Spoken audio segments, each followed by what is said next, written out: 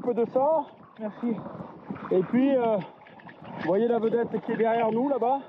Oui. On va aller nager tranquillou jusqu'à la vedette. Vous allez bien? Quel âge vous avez? À Bandol, c'est une matinée parfaite pour un entraînement.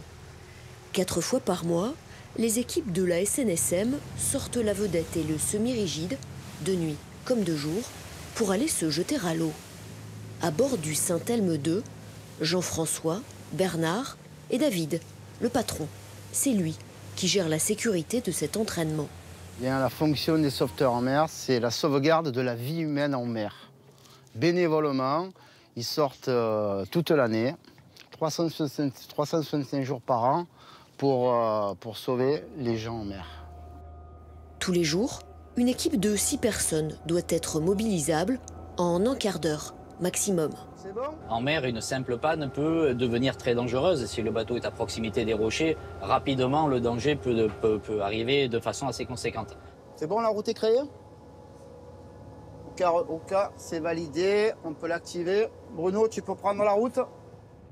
Sur le semi-rigide, la seconde équipe.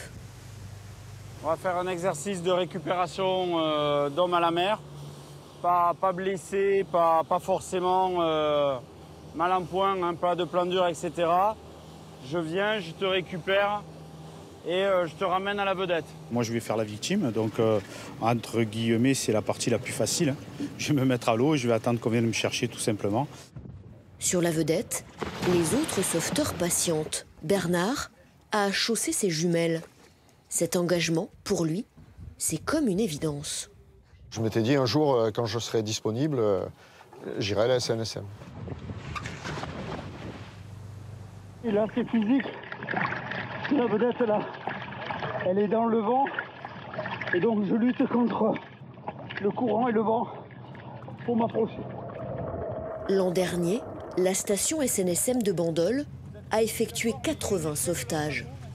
La mer se partage, donc faire attention aux autres et faire attention à ce qui se passe autour. Ne pas aller trop vite et surtout regarder autour de soi ce qui se passe pour éviter des accidents complètement stupides. Le matériel et la formation des sauveteurs sont financés en grande majorité par des dons privés.